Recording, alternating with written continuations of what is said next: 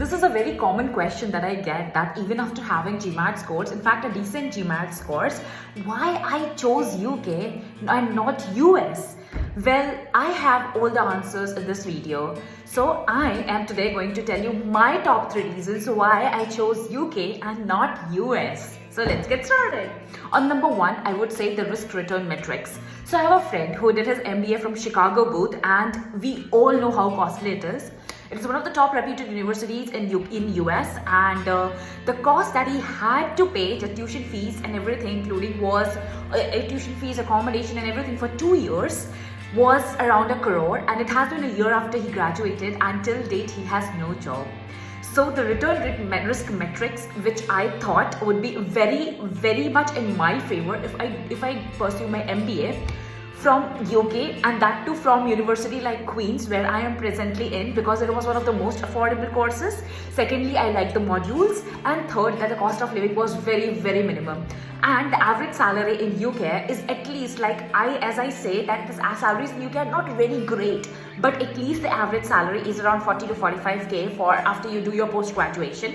So based on that, for me, the return risk metrics, paying 26 lakhs and getting a 46 lakhs 40 or 45 lakh basic salary would eventually help me pay out all my expenses, as well as it is convenient to find a top part-time job in UK as compared to that of US, because my friends told me that because the US has a lot of shootings and a lot of things going on, so it is very difficult to work or do a part-time job in the US, and it's quite convenient and reliant here, especially the place where I am in. And even in London it is like very convenient, because my friends eventually do multiple part-time jobs to manage their expenses. So part-time convenience is there, and the return risk metrics was in my favor, and that was one of the reasons why I chose UK and not the US.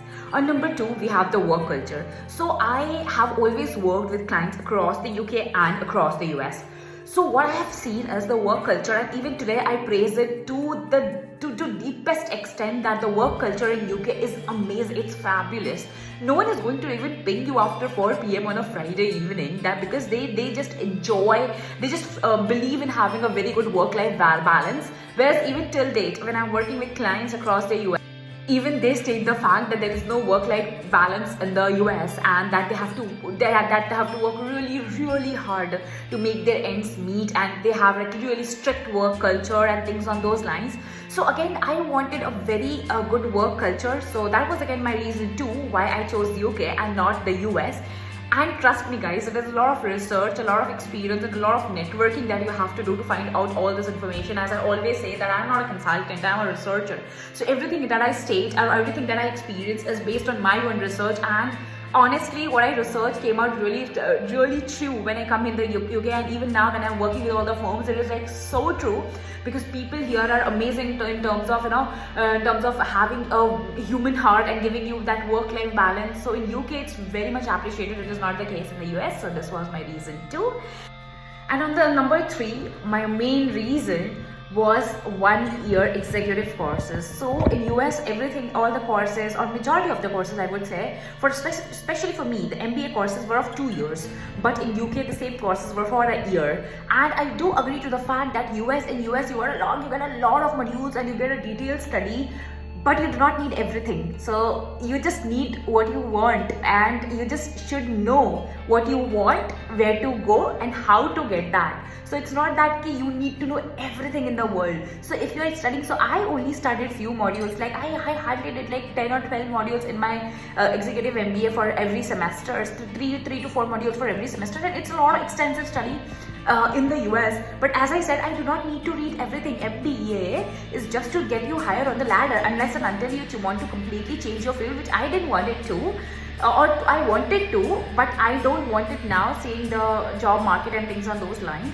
So if you want to completely change your career, so that might make sense. But as I said, again, if you're changing your career, you do not need to know everything and anything. So on those lines, I would say, and because I'm stating this not just as a fact of primary secondary research, but as I said, I also have friends in the US, and they comply and they agree to the fact that executive MBA is indeed better, because in terms of your career upliftment as well as in terms of the remuneration that you get. You don't you just save a year of what you are going to earn. So things on those lines, when you keep all this in mind, I think that UK was for me, for my course, for MBA specifically, my university which I am in was fitting into all the tick boxes, was basically agreeing to all the norms that I had in my mind.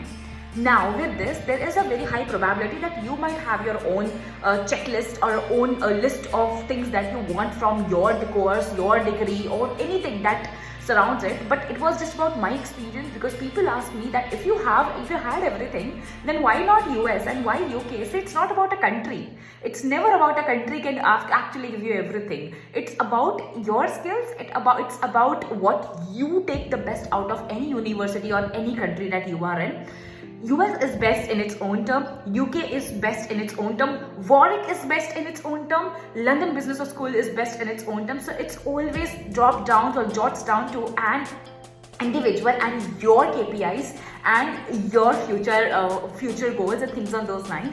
So whenever you are choosing your college or your country, just think what you want. People who have graduated from like basic and very average universities from Dublin, or I know people who from Europe, they are earning really good now. They are earning, in fact, more than me, and the colleges were really average European colleges, but they are earning good, right? Because they knew what they want and they knew their future gig and their future kick.